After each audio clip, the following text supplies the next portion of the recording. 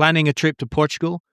Whether you're exploring Lisbon, surfing in Ediceto, or road tripping through the Alentejo, staying connected is essential. I use Airalo every time I travel, even on some surfboat trips, adventures to the Maldives. So when we connected to collaborate, I was really genuinely happy. Airalo's eSIMs give you instant data the moment you land in a foreign country. No queues, no physical SIM cards, just seamless, reliable coverage. Travel smarter, stay connected, download Airalo before your next adventure. Follow this link in the show notes to get connected today.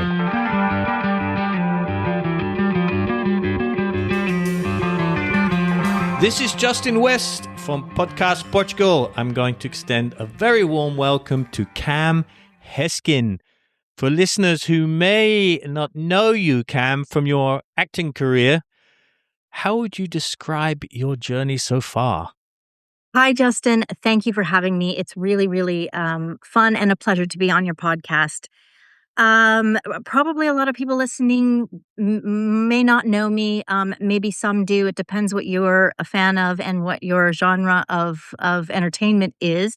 But I was on 2 soap operas called Sunset Beach and Passions. Okay, And then I know them both. Do you? Yeah. I know. I'm surprised from that. Vaguely, yeah. But I think it's from past things, yeah. You might have been very young. Yeah, probably. Because those were quite a while ago. I then did a series for young girls called The Prince and Me, and I played the me. I actually replaced Julia Stiles, who did the first original movie of that. And then I just did quite a few, a lot of movies, some independent, some studios. I was one of the flight attendants in Catch Me If You Can, and I have lines. So that is one of the bigger projects that I've worked on. And then let me think. I was in Planet of the Apes, a very small role. Oh, cool. I love the Planet of the Apes. They're awesome. I had bigger roles in a movie with Dennis Hopper. I've worked with actually a lot of interesting names and some quite well-known male co-stars, Dolph Lundgren. Cool. Yeah. So that's kind of just a very brief overview, I guess, of my career. And I did take a stint in jewelry for a year, and that was quite interesting because the jeweler that I worked for was partnered with Angelina Jolie at the time, and they were doing a collection around building schools in Afghanistan for children. Oh, so wow. that was an interesting time, and it was right around her engagement to Brad as well. So we actually made her engagement ring from Brad. Oh, brilliant. That was kind of cool. And then, and then I had kids. I decided to, do part 2 of my life, have children, did that in Los Angeles. And then we made a move to Portugal, separated. I started writing for a magazine here and sort of finding my feet. And here we are. Great. Actually, I was reading a really nice article about you in the Portugal news. And you mentioned something that it was a big deciding factor to leave LA when one of your kids in school was doing like a school shooting scenario emergency action plan, and you were like, okay, this is probably a good time to move. Yeah, I think there were a lot of distressing things kind of going on in the U.S. at that time, and that necessarily wouldn't have prompted my move, just because I'm very American and. I think that you kind of want to support your country through the good and the bad. But in Los Angeles at that time, I had just had a baby. It was 2020, so it was the height of COVID. And they had just had the George Floyd, I want to say incident, but that doesn't even begin to cover what it was. But we had a lot of protests and things going on around that. We had the National Guard in. We were under curfew. Because of all these things sort of converging at once. And I had a baby. We have earthquakes, we have fires, as you know. And there was just a lot happening. And I think that matched. My husband had always kind of wanted to move back to Europe. He'd wanted to be closer to his family. We wanted to get to England. And our children were always, from before we even had them, by the way, were agreed to go to his original school called Summerfields, which is in the UK. Okay. And so this was always sort of a part of the plan. And I think with all these things happening in Los Angeles at the time, it just felt like maybe the time to make that jump. Yeah, I can see. I mean, it's funny things that happen to you as well when you have kids. You start to think very, very deep, and you don't just have yourself to look after, and you really have to start thinking about the environment, the future, and there's many things. For me, anyway, I know from my perspective, it was very, very instrumental when my son was born. Like, I started to think he was actually born around the time just before COVID, so. We're all like freaking out about that. How's this going to affect a young baby? What should we do?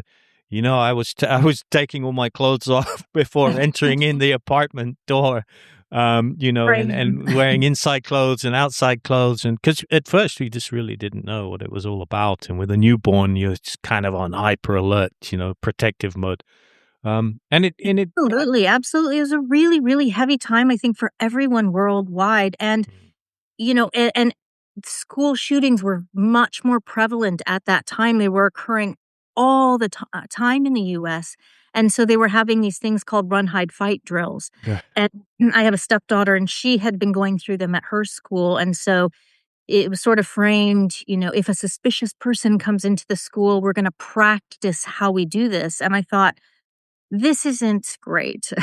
I don't know that I want, my kids learning to run, and if they can't run, to hide, and if they can't hide, to fight in this sort of scenario unless we're at war. In a And school, a school should be a place of protection and learning and for kids to experiment and to express themselves, and to think that they have this fear put into them.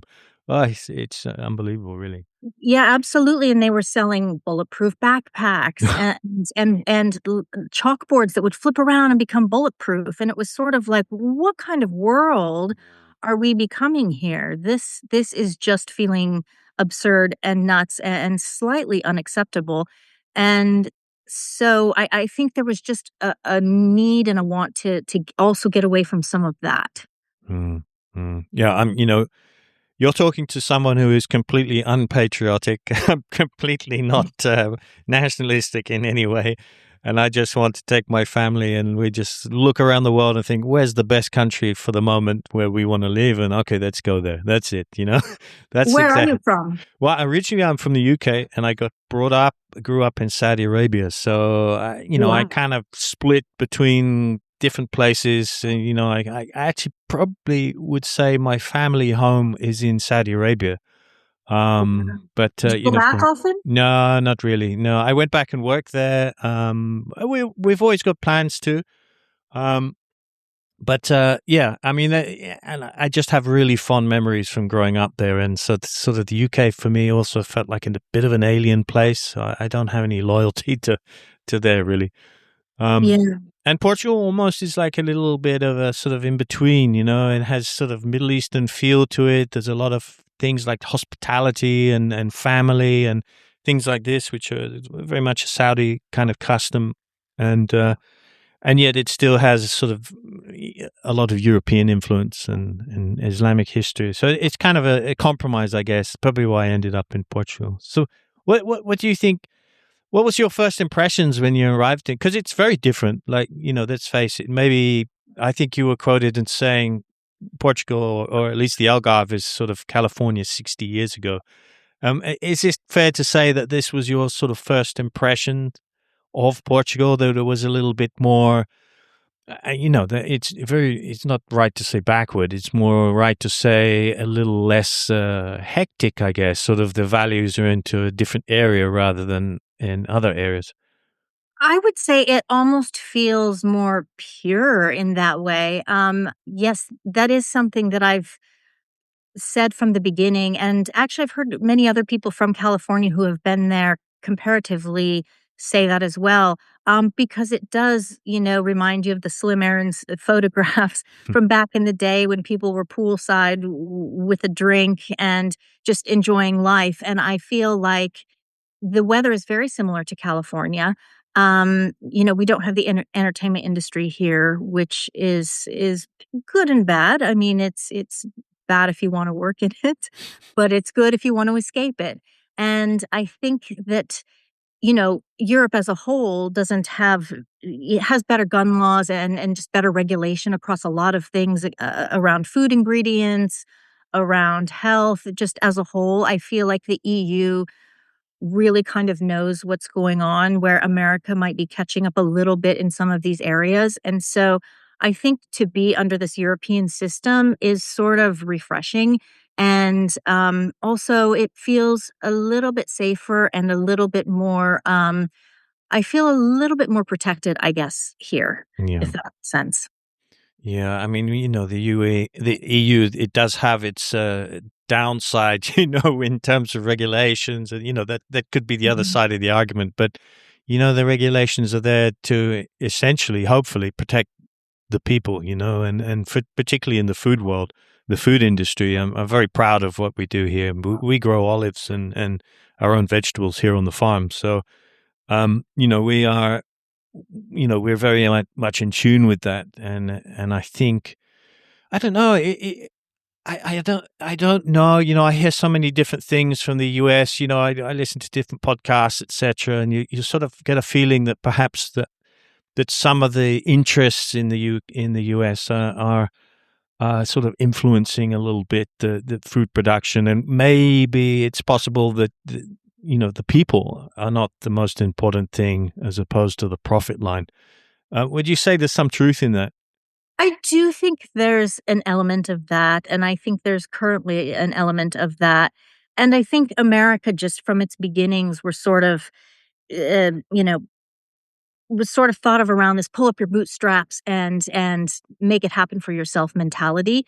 And so I think that that's carried through for, several hundred years now. And so I think there's a certain grit to the people who live there.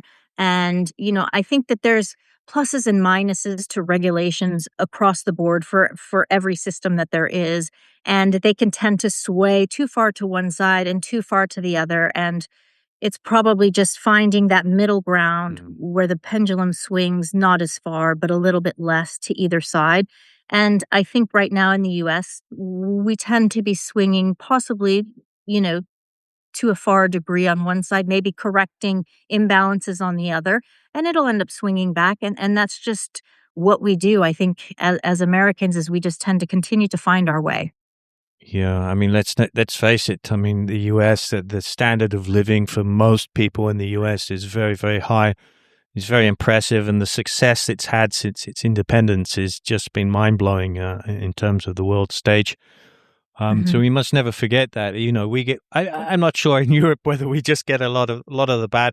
I think in general, maybe the media just promotes a lot of bad stuff at the moment, so we get negative views from everything on everything else. I think Um, media is so interesting at the moment because, we always had network news and then it became cable news. And now so much of it is online. And we have a lot of independent reporters creating their own content from sources that they have. So it's really about taking all these things and weighing what is the middle, what do I believe, what makes the most sense. And so I think there's a real turn being taken as far as the information that we consume at the moment. yeah, I think it's nice. I think it's great, and it's also very confusing. I think it's confusing for many I people. agree with you there. What do you believe? Where do you get your sources from? Because it used to be like you'd have the channel anchor, the anchor of the news, and you would just sort of have that trusting face, and you would believe what she was telling you, or him.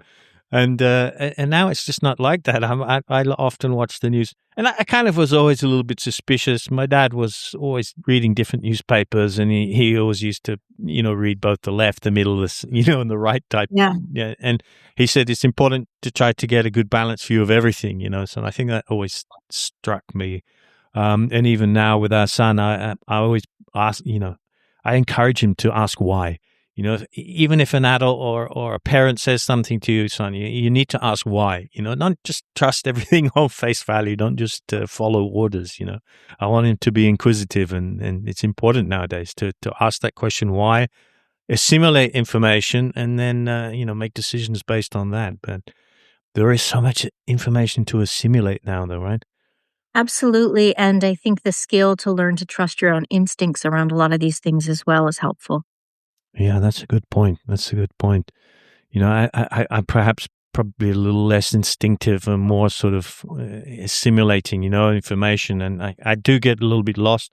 It's part of the reason I think why I love to do this podcast is I get to speak to people from all over the place, Yeah. different walks of life, different businesses, different viewpoints. And I get to learn. I think that's the most important thing is to be open and to learn. Absolutely, and that was one of the things I always had wanted to go into journalism. I actually went to college for journalism, and I wanted to be a newscaster originally, and, my path kind of took a different turn when I won a modeling contest, but that's a different story. But, it's an interesting, I think, time to be doing some of these things, and right now, I'm currently doing some online content and some weather reporting, and that's been a really interesting, I think, direction for me, and I've learned a lot doing that as well. And again, it's really taking from a whole bunch of sources, using your own input and intuition, and putting together what you think is the best possible scenario to put out there for people to listen to. That's actually how I found you. I found you through your weather reports. Really? Yeah, yeah. I found you through the weather reports. Yeah. And then I just did a little bit of background reading and then I was like, you have connections with Portugal News. And Yeah. then, and then it was from there. And I thought, I'm going to reach out. It sounds like a very interesting person to interview. Oh, thank you, thank you. It's nice of you to say that. The weather's been a fun, I think, little direction for me. It's much more complicated than people think. Yeah. It was originally just going to be the Algarve, and now, we're doing all 3, or I'm doing all 3, the Algarve, Lisbon, and Porto, which is a lot, and the one thing I'm learning is there's a lot of variation in temperatures across even those 3 areas, and so a lot of times, you'll say it's sunny and someone will say, "Well, it's raining where I am," but it's 2 hours away, and it's actually not in these 3 exact centers where I'm trying to do the forecast from. But, you'd need 20 minutes to do the entire country and what's going on because the beaches are cooler, the inland is about 10 degrees hotter almost consistently throughout the country. And so that has been a really interesting learning curve for me to learn about dry thunderstorms, heat domes, um, the way things move and work. And I take it very seriously, and I try really hard at it to get these things right. And then, of course, I have to try to memorize it quickly to put it onto camera. And sometimes it doesn't always work, and things get blown out of my hand. Or there's always, as you probably know this as you do your podcast, extraneous noise. Yeah. There's a dog that starts barking, or an airplane, or a lawnmower or something. So it's a bit tricky too around the sound. So there's all these things that kind of go into it, but it's been a really, really fun, just I think, new area of interest for me. Yeah, I think that's it. I think it's so nice that new technology and in new sort of areas and channels to express ourselves. We can just be creative now. There's not so much limits. Somebody can just get a mic and just start talking, and you can put it in front of a few thousand people. It's really cool. It's very freeing. I think it's very egalitarian. Um, It is, and anyone can do it, and I think that's what we're seeing, is so many people creating careers for themselves through it's like everyone owns their own TV channel. Yeah. Yeah. I mean, my son, he's fascinated by YouTube. Like he watches all sorts of crazy YouTube things. Some of it we have to really control, but it's, Yeah. some people just like just telling really cool stories. Some of it is absolute rubbish, but, Right. yeah, but it's that freedom of expression. And I think it's very nice. It's very nice. I've got to ask you a question because, I think there's probably questions that you've answered and fielded many, many, many times.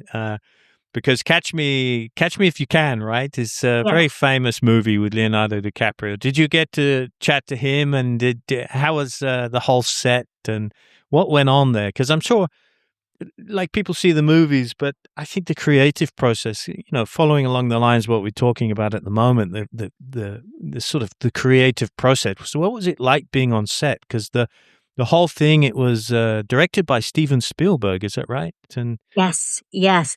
Absolutely. I mean, it was probably one of the most iconic and incredible experiences of my life. I think I worked on it for 2 weeks. But, these things shoot lots and lots and lots, and then you just see the very edited, bits in the end. But, yes, so the first audition that I had, we had lines, and I had spent a lot of time memorizing my lines and getting them down, and I went in there, and they said, "Throw them all out. This is what we're gonna do. You're gonna sit here at this table," and Steven Spielberg was there, and I can't remember if Leonardo DiCaprio was there or not. He might have been. But basically, they said, "Okay, you're the flight attendant on an airplane. Please give us the instructions, the welcome sort of talk that they do." And of course, I'd never been a flight attendant, so I had no idea. So I just started making up stuff. Please buckle your seatbelt. If your oxygen mask drops, give it to the person next to you. I mean, this stuff was just absurd that was coming out of my mouth. And they ended up using one of my lines, which I think was, "We'll be flying, 30,000 miles an hour at an altitude of 300 feet," or something. And, It's not very high. A bit and scary. yeah, exactly. And so that was the bit that they ended up, and then actually in reverse, that was what they did when we filmed it, was they had us in costume. I had a wig, that's not my real hair. And they had us in very authentic 1960s flight attendant, I guess you call it fancy dress costumes. And they had Leonardo there, and that's what they did, is they asked us to, give this speech to our airline clientele. And so and then they just took from those bits. That was all organic and improvised, and it weren't lines that were written. He was the thing that I noticed about Steven Spielberg is he's very good at creating the fantasy world around you, which makes acting in it really easy. And so there's one scene where we're coming out of a car into the airport, and everything is so authentic, set to the time frame, 1960s, and he's playing Frank Sinatra, "Come Fly With Me," Ah. across the entire set really, really loudly. So you could feel that energy, and we were all kind of walking to the beat and smiling and looking around, because you're suddenly just dropped into this fantasy bubble created around you, which is quite unusual because for most sets, you have to provide a lot of that yourself. And he was really good at just setting the stage, and all you had to do was walk into it. And I think that's such a genius way to direct people. Love it, love it, love the creative process. Yeah, I never really thought. I mean, because I imagine these days, like for actors, if they're sort of preparing things in front of green screens, or is it blue screens or Mm. green screens, Green and screens, yeah. all ready to be AI integrated, and I think maybe you're going to lose a lot of the magic, the magic that possibly a lead role has with a supporting role or even extras. Maybe there's a dynamic that's going on there, an energy that is not necessarily perceptible. But you lose it if you've got some. You can see it sometimes if you see an actor like talking to a dragon or something in Uh-huh. a movie. Yeah. It looks strange, right? It doesn't feel. Um, yeah, As realistic, and I will say that's an incredibly hard thing to do, I as you bet can imagine, so, comparing what Steven Spielberg had set up for us, and just because I feel weird saying Steven as if we're on first name basis, which we're not. you. But, and then going to the complete opposite of someone talking to an imaginary dragon and imaginary animals in an imaginary forest, and all of this is going to be, generated in later. That is really difficult, and you have to have very, very strong skills to do that.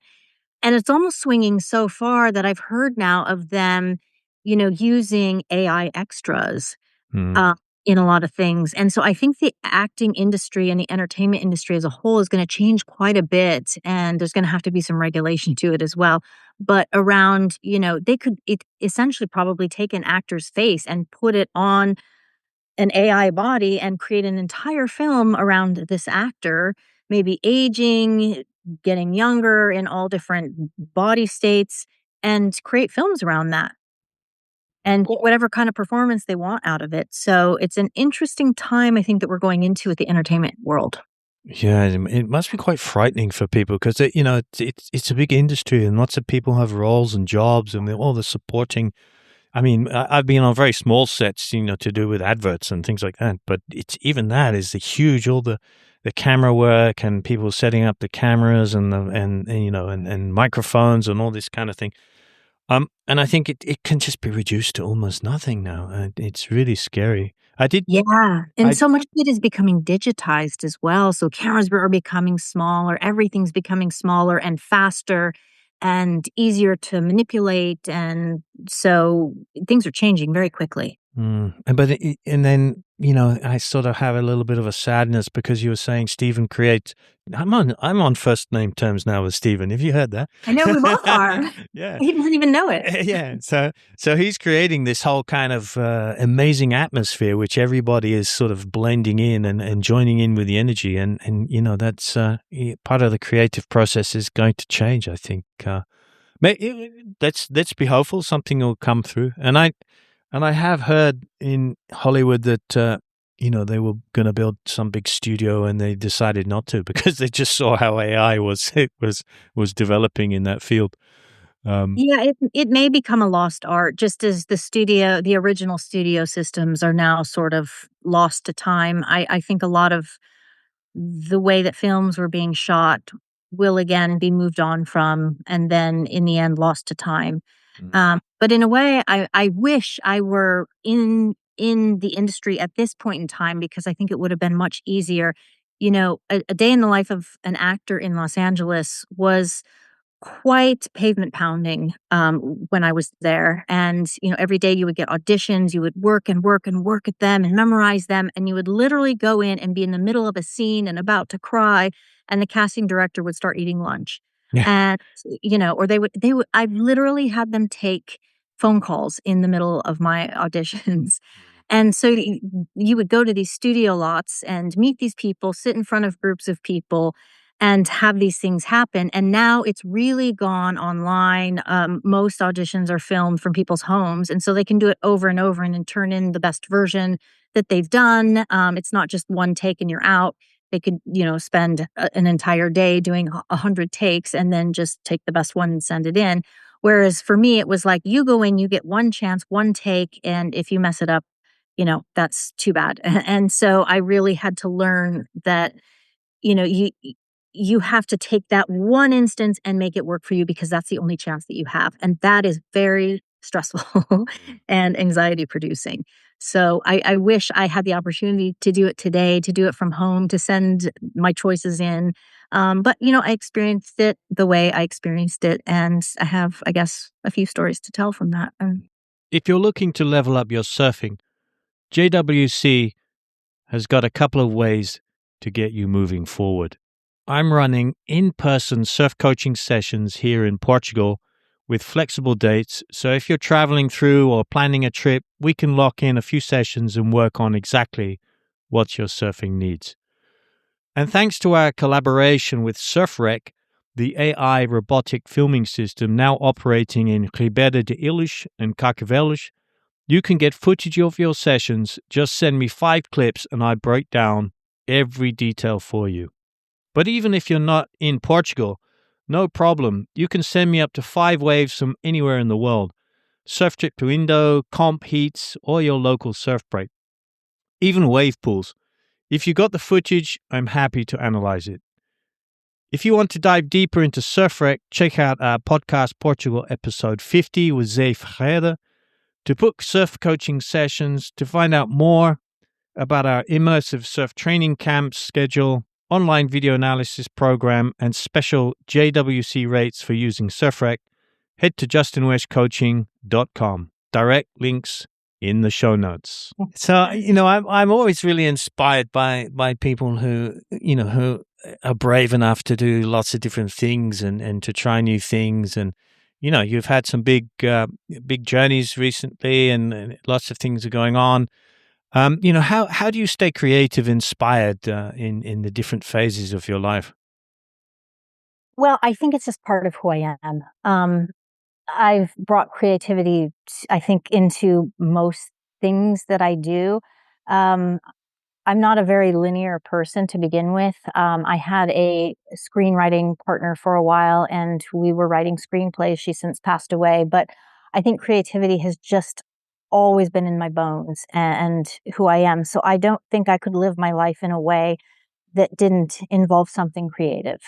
Mm, I mean, and do you find Portugal is an inspiration? Do you find, because you're covering a few stories and you're covering the weather in Portugal? Is there something that really inspires you here?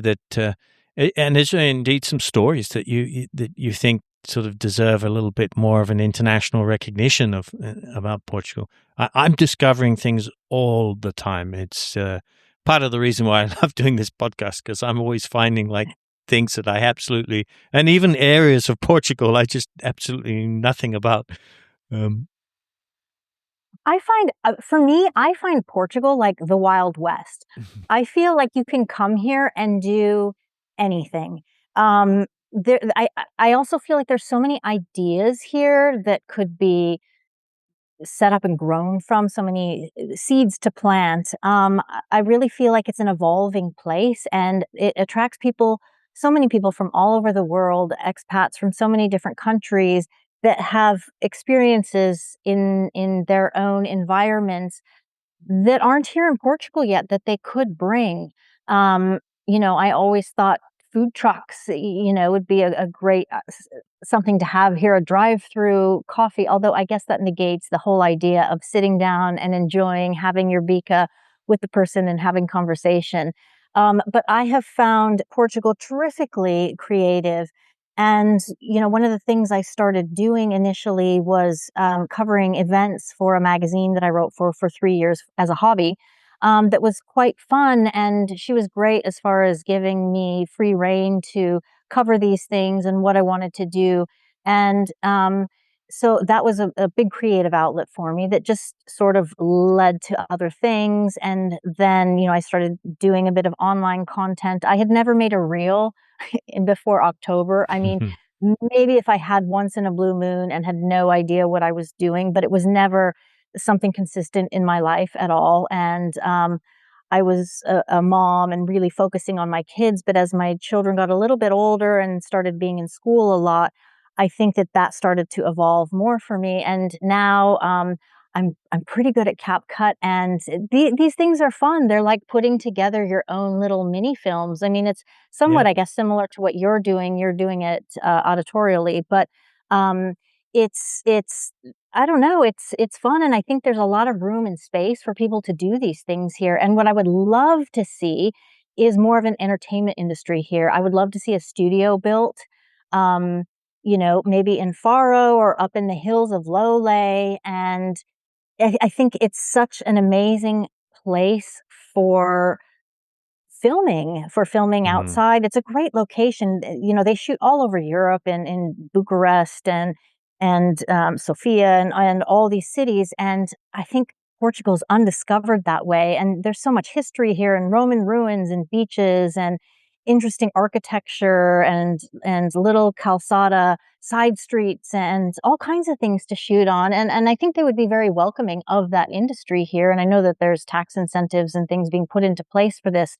But I think if they could have some way of doing a studio, and then we actually started doing a crew sheet for a little bit of people who had some talents as far as like electrical or audio or filming equipment and things like that. But I think there's an untapped potential for industry here that way. Yeah, actually, I was just talking with we had another podcast recording this morning with a golden visa expert called Jason Swan, and he was telling me one of the, because they have like investment. If you are wanting to immigrate into Portugal, you can get one of these golden visas, and you can pay X amount of money into a fund, or you can invest in a Portuguese company that has X amount of employees. I don't know the exact details, 5, I think it is. And one of the crazy investment ideas that one of his clients had was to actually make a Hollywood studio in the hills. It's funny you should say that, in the hills of Blue Lake. Literally was there. But I think the whole thing didn't come about. But that was one of the things that they did. I think they actually did invest into it. Oh, wow. Oh, wow. Yeah, yeah. I think it's coming. I mean, I think that Lisbon is pretty set up that way, but the Algarve is so beautiful, and I'm sure a lot of the locals are like, "No, please do not push this idea." But Mm. I do think it would be an amazing place to shoot White Lotus or some of these TV shows. It's just I find there's a golden air to the place, like, there's a special sunlight that's here, and maybe it's just an unpolluted, atmosphere around Yeah. here, but I think it would be amazing, and I would love someone to come out and just see it and do something here Yeah. because the potential is huge. There is something about it. It's like a light that it's attracting moths, like Portugal is it's attracting all these people, and we're here. We sort of wandering around with our eyes all wide open, and we don't really know why.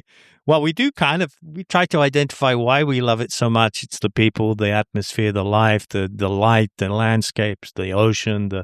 There's so many things that attract us here, and we do walk a delicate tightrope of being immigrants and bringing our ideas, which in some ways is needed in many areas.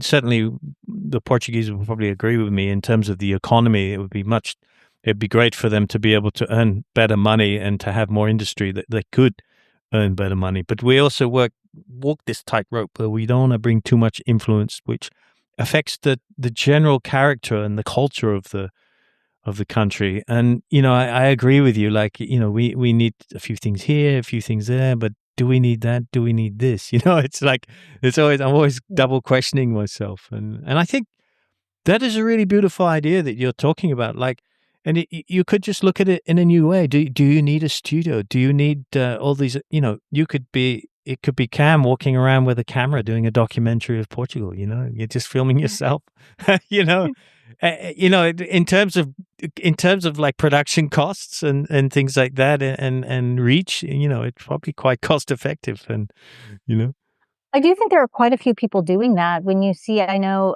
several people around here in the Algarve who are just showing their lives here in Portugal through their social media, and many are quite successful. mm, You could do it in so many ways, a documentary, a travel angle.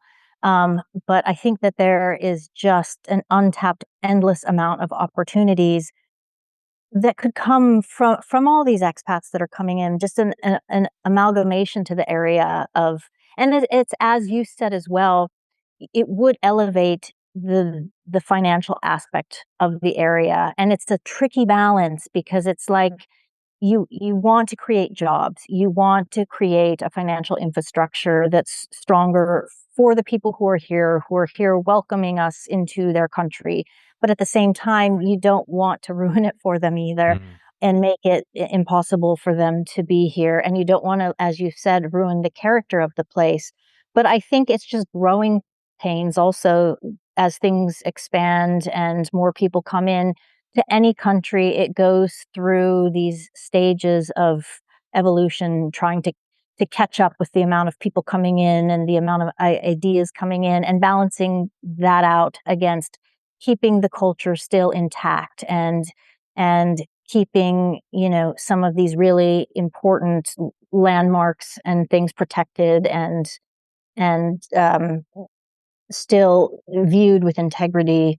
I um think that's where we come in, and with the podcast, I'm always trying to sort of promote the culture of Portugal and to talk to people who are, advocates of the Portuguese way of life. I think we can play, and it's actually a lot of the audience is the Portuguese themselves because they like to listen how foreigners are interpreting their culture. They like to see it from other eyes, from a fresh perspective.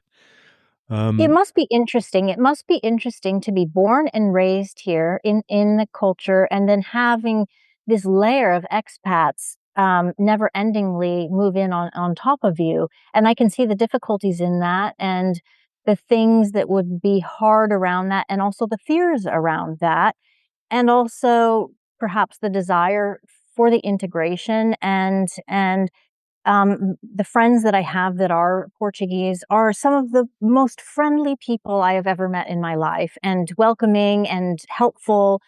And so I think that this area has been really good at just embracing what's coming in on top of them. Mm. And I'm sure it must be difficult on many levels. Yeah, I mean, you do hear of people sort of making quite sort of concerns in Lisbon, the property prices outpricing the locals, and it's a very difficult economic conundrum because you need investment, and investment creates jobs, but then if it pushes property prices up, before people can get, some people are always going to be, are not going to be able to join that train, Yeah, It's true. I think it's like the growing pains I mentioned, and it's just part of the evolution of these things, or you stop it from happening. Yeah, who does? You see, that's the problem. You get the government stomping its foot in there and creating even more problems with trying to regulate or doing whatever. I know that at the moment there's all sorts of stuff going on in the news where there's quite a contingent of Americans. I think it's 1,000 Americans at the moment who are trying to sue the Portuguese government over the differences now with how many years you're supposed to reside in Portugal before you can get citizenship. So that's yes, I think because they extended it. Mhm. I haven't heard of this, so this is news to me, and I'm not surprised that it's Americans doing this. But is this up in Lisbon? Do you know? I think it's all over. Yeah, I think it's there's actually 4 of the biggest law firms in Portugal are joined together and working on this pro bono to take the Portuguese government to court.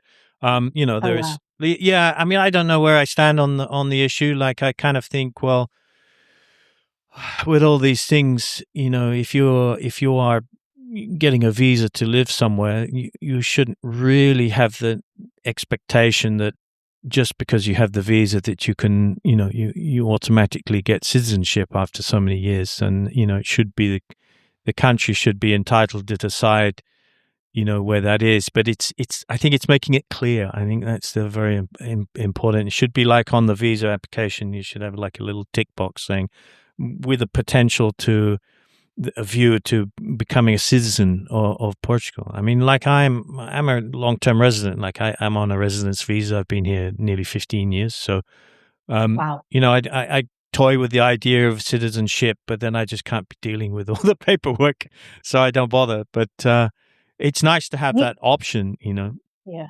Do you speak Portuguese, Justin? A little bit, yeah, a little bit. My wife, she's or my partner, she's Portuguese, so. Ah, Um, so you probably learned quite a bit from her. Yeah, I learn most from my son actually. So I speak 6-year-old Portuguese, if even that, but more like 4-year-old Portuguese. Is he fluent? Yeah. Well, he goes to a Portuguese school, so he's completely he's Bilingual. bilingual. Yeah, he talks. The family we speak a mixture. We slot between. It's 50-50, really. Um, Wow. That's nice. So that's really good for them. yeah, To it's to important. be immersed in both of those in those languages. In my opinion, which means absolutely nothing. It would be nice if when you did get a visa, then you were just set in that track. And if they want to change it later on, then it changes for the people coming into the track. Exactly. But the track is chosen for you at the time that you select your track. Exactly. That's just my opinion on it. Instead of changing it sort of midstream, Yeah. but we'll see what happens. Yeah, we'll see what happens. I'm sure that it's going to be resolved fairly quickly. I don't think it's going to be a long drawn out thing. But No, and in the yeah, meantime, we've got the beach. yeah, exactly. And, I do feel for the people who've had that expectation, and but there it is. There it is. It'll be another story that pans out, and I feel for people, but I also can kind of see it from, I can. Both sides. Yeah, exactly. It's always the way, isn't it? It is. It is. There's always two sides to these things. Yeah. I mean, we used to live, I used to live in the Algarve. I lived in Arifana, I lived in Sagres, I lived in Lagos, I actually lived in Almonsil for a little bit. And then I Oh, moved up wow. to Ericeira. I lived there for a Uh-huh. little bit. Now we live in the middle of rural Alentejo.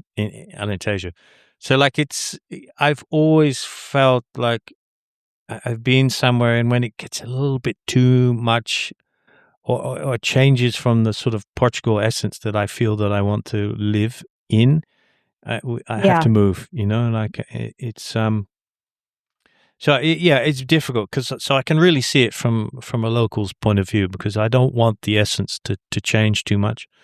Mm. Eddie Seda, I don't know if you've been up there, but it's kind of crazy, like it was a beautiful little town, beautiful little village, but it's just It's inundated with, overrun. yeah, it's overrun, and people now sort of have that feeling that it's overrun. And although there's a lot of Yeah, amazing stuff going on there, it's difficult, isn't it? it is tricky, and hearing that do you live in the Alentejo now? Yeah, we're literally in the middle of nowhere, so You have had really hot weather lately. yeah, yeah, it's been super hot. And we get these things this time of year where there's about 2 weeks we have something called no-see-ums. I don't know Mhm. if you ever heard of those. They're tiny little midges, and they just get everywhere. Like you have to run to the car because they get in your ears and bite, and then you get massive mosquito bites from these things. So we're Oh, just wow. like, can't wait for the midgie season and then they'll go. Like after a few weeks, they're just gone, and then you can just Huh. get back to normal. It's good to Um, know. I will keep my eyes out for them. And so if you've lived all over Portugal, do you have a favorite part? yeah, it's time dependent. I really enjoyed my life at the time in Lagos. Like I really loved that town. When I was there, when I was living there, like the summers would be a little bit hectic and busy, and then September would roll in, and you just get such a nice relaxed vibe. The waves are really good. The weather's still nice. The wind drops. September, and then it rolled into October, and now like it's pretty much busy all up until sort of January. Like it's there's a whole winter crew that are there. Um, Oh, wow. so that part for me, that's why I sort of decided, okay, that was my chapter there, and I'll seek another chapter, and that was Eddie Saylor. That was when my team was born, and that was beautiful up there. Lovely, and You I think you'll just keep moving? yeah, I don't, well, this place now, because we've got a land and a farm, it's really a place that we've sort of literally put down roots and planted 70 trees and things like that. But, I do get itchy feet. That's the problem. I do sort of start thinking like, okay, you know what you were saying about, I get a little bit frustrated sometimes that it's quite hard to get investment in ideas. I Mm. think you have a lot of ideas, and perhaps if I was in the USA or if I was in another country, it would be much easier to get a momentum behind those ideas and bring people in and get investment and these kind of things. But I find sometimes in Portugal there is a lack of liquidity, and I think there is a lot of people with a lot of good ideas, a lot of energy, a lot of positivity, and I think as they remain here, it starts to sort of ebb out of them. That energy starts to flow out, and Yeah. it gets more difficult. I think it's just difficult, and I think we can understand the Portuguese people a little bit better when we realize that, they sometimes they feel like they have an idea, they want to create a company, there's an entrepreneurial spirit, but it's that much harder. There is that much more cost, that much more administration. I don't want to sound too negative, but it is, be prepared. If you come here with a lot of energy for lots of new ideas, and it's all possible. And I think a lot of the reason for it being possible, it's not because people haven't tried, it's because it's just so hard. Yeah, and I think there is something to the level of bureaucracy here. Everything is sort of a layer of paperwork that needs to be done exactly as so, and there's a real difficulty, I think, in fast tracking some of that, and even for someone who's helping you on the Portuguese side to be able to use just their own judgment in helping that. It just has to be done a certain way. And even in Almansil, they have a big statue of a rubber stamp in one of the roundabouts, which I think is kind of indicative of how things can tend to move here. Yeah, yeah, that's classic. That is a classic. Actually, a friend of mine, we have a jujitsu like clubs. Like I'm not sure if you know how much jujitsu, but he's just opened up one of our brands in Almancil. There's a little park there behind. I think it's Pingados. There's a little Mm. park there. He's just opened up a new jujitsu studio there. But he, the almond seal camera or the figureta was really, really helpful. It was very helpful. That's fantastic, and Yeah, I they gave him love the hearing space, stories like that because I Yeah. do find so many people helpful, and you feel like, "Oh, if whoever's above you could just trust your judgment and, your opinion on this because you know what I'm trying to do and you're supporting me, and you still have to go through these hoops and these steps to get there." And I Mm, think it's probably frustrating for the people trying to do it as well, on the Portuguese side, yeah. because they are also having to contend with similar Yeah, obstacles, I guess, in a I certain way. it's true. I think it comes a lot down to political as well. I think it's depending where you are in Portugal. I think Almancia is kind of quite outward and forward looking. I mean, you can just see it from the whole area there. Mhm. And but you can get to some areas near where I live, which are pretty towards the extreme left. There are some cameras here which are pretty much communist. And that Mm. outlook towards anything new or anything that's not rubber stamped is very, very difficult. And I think I think the government here is one of the biggest employers. So Yeah, and in that political landscape, you have if you're voting, you're going to vote for your employer, right? Because you want your job. yeah. And I think it just sort of that government heaviness just keeps accelerating and getting heavier and heavier and heavier. I think it's a great place if you come with a pre-funded idea or a way to fund the idea yourself. Yeah. There's so many opportunities and there are so many things. I always thought an American diner would be a fun thing to Cool. Yeah. have, with the massive menu that you could just go to. But then again, it's me bringing something cultural into a country that isn't mine, and I also want to make an effort to explore the culture that is here. So there's also that fine line of like, how much do you really want to bring in from home Yeah. without sort of disrupting what is already alive and working here? Yeah, I think the key is, I think it's fusion. I think that's the talking about your idea with the American diner. It could be American diner with Portuguese ingredients. Like it could be. I think fusion is always the answer, and I think as immigrants, we need to always think about That's a fusion. really good idea. Yeah, I have a lot of ideas, but it's just it's the action I lack.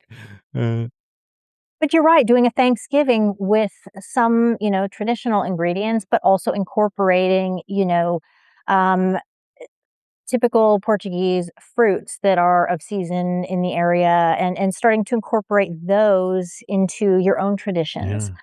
Get the I best. think Take is a the really best from all worlds. And I think that's the way forward for everybody. yeah, absolutely. And that's the beauty about immigration. That's the beauty about people coming together and sharing ideas from everywhere for the benefit of each other. And I think that's an important message. Great. And I think this is an area where a lot of that is beginning to happen. Yes, I believe. I'm positive. I'm positive, but you do have to. You do have to be aware that many areas of Portugal, it's harder than others. But it's part of the reason why we moved to Alentejo, because it's more it's more pure in many ways. It's people don't speak English here very much, so Mhm. it's just more rural Portugal, and there's you could argue that there's more opportunity here because of that. Um, Yeah, it sounds much more authentic, I would say. yeah, it's still saying. I tell you what, you should definitely try with your weather channel going to some of these castle towns on the Alentejo Spanish border. Yeah. Wow, they are completely crazy. There's- I would love to do that. If I had more time to do these weather forecasts, I would love to do a lot with them. I have so many ideas around them. I generally try to just get them out in the morning Yeah, because I feel like if whoever is watching them probably wants to know what is going on in the day and they don't want to know that at 2 or 3 p.m. But maybe there's a way to do it, forecasting for the next few days, except it's always changing. So that's a really yeah, tricky it's thing to do. difficult, isn't But it? I would love to do some location shots for a lot of these. But being that they are in the morning, that's tough. You'd have to Yeah, be 5:30 a.m. driving up somewhere to get set up to be able yeah, to cover that, and it would just probably take too many hours out of the day right now. Yeah, for what it's But worth. yeah, a bit. So, but you never know what can happen in the future. Yeah. I mean, you can just tie it on if you do a little trip around Portugal for yourself, and you just happen to be doing the weather at the same time in the mornings.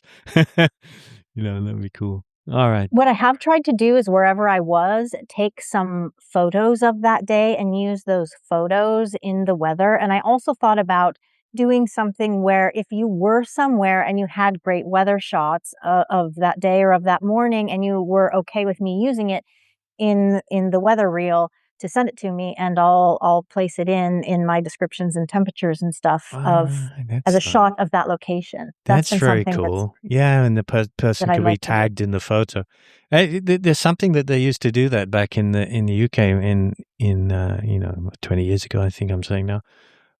They used to have the weather, and they used to have like the kids would send in a drawing of the weather that they drew in the morning outside, the sun or the clouds or whatever. And they used to have a picture of the kids drawing artwork describing the weather. That was always quite cool.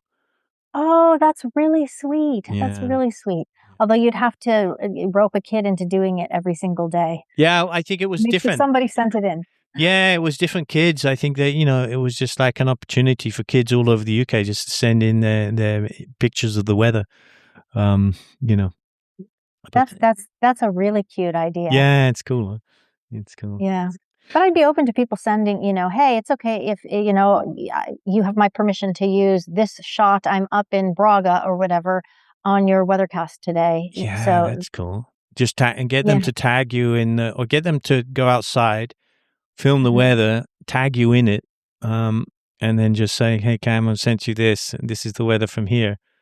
that would be interesting as well. I think there's so many directions to go with this. It's so crazy. No, that's why I like it. It's really interesting because everybody really kind of is interested in the weather. So, it's just a matter of having some unusual weather here, I guess, until it gets into summer, and then it's just 90 degrees every day. But even then, you get into UV index, you get into the air quality, you get into what is the evening going to be like? Is it going to be really hot in the day and then cool in the evening, or is this going to carry through the evening? So if you're headed out dancing, do you need a jacket or not? Yeah, exactly. So the weather plays a big part. The wind, plays a big part around the area, and also the coastline, the Costa Vicentina, Sagres, and the wind plays a big deal, a big influence on that area with the weather. The northwest wind, the Nortada, it brings much more cooling air. And then when you get the Levante, which you guys will know down there on the eastern, you get the really hot wind from Morocco, and brings surf as well on the south coast there. Yes, we do get high wave warnings, and we also get Sahara sand blown in, which, will cover your cars, which I thought was incredibly cool, to be honest. Yeah. I thought, oh my gosh, my car is orange and it's covered in sand from the Sahara, from a continent I have never been to and would love to go to. Yeah. So from being in West Coast America, that was really cool for me. Yeah, we get insects. I mean, literally, you guys must get the sand, and we get the insects blown from the same area because they may be a bit lighter. They get blown a little bit further. We get some days you can just have all types of insects like all over your car and everywhere. And you're just like, where have these insects coming from? And you realize, it's the Levante wind. Yeah. Oh, wow. I hope you don't have an aversion to them. No. You just have to put up with it. It's one of those things, Okay. Cam, I think we should end it there. It's been really good discussion, really nice chat with you. And I really appreciate your time, and thank you so much, for talking to us here. Absolutely. Thank you so much, Justin, for having me. This was a really nice chat, and it was fun to also just talk about Portugal a bit because I haven't done that. And so it was really nice to just sit and chat with you on different ideas and different areas that you've lived and hear about your experience as well. So thank you. Thank you very much for having me. It's always funny. I always prepare a few questions, but I only maybe use one or two of them, and we just go off down in tangents. And I think that's important. I think it's nice just to, to talk with somebody, and you just end up having a conversation. You never know really where you're going to go. But exactly. I appreciate flow. Appreciate you. Thank you so much. Thank you so much. I'll talk to you soon. Yeah, take care. Ciao. Thank you. Bye. This is Justin West from Podcast Portugal, thanking Kam Kam Heskin for, a really nice talk, and I wish her all the best. And, okay, over and out.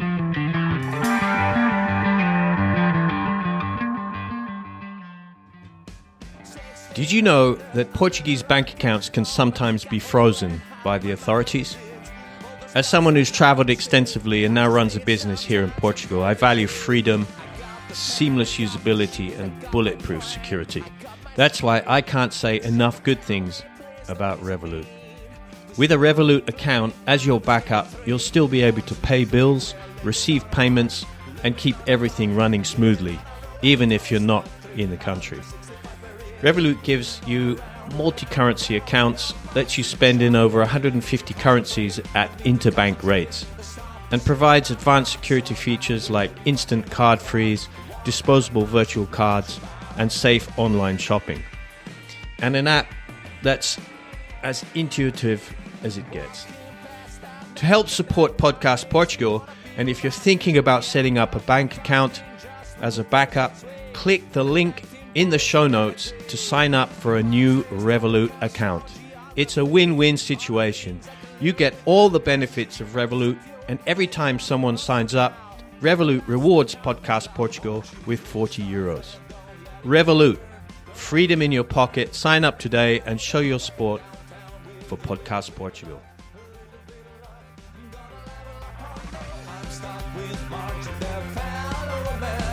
It's keeping me from my romance, that's still history, the mystery of the century.